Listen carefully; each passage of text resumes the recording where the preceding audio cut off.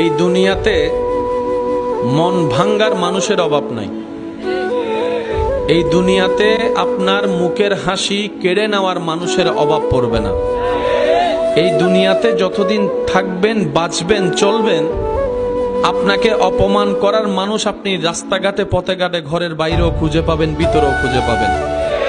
আপনাকে টেনে নামানোর মানুষ আপনার বাহিরে খুঁজতে হবে না, ঘরের ভিতরে যদি একটু ভালো করে খেয়াল করে দেখবেন, রক্তের ভিতরে এমন মানুষ আছে যে টেনে নামাতে চায়।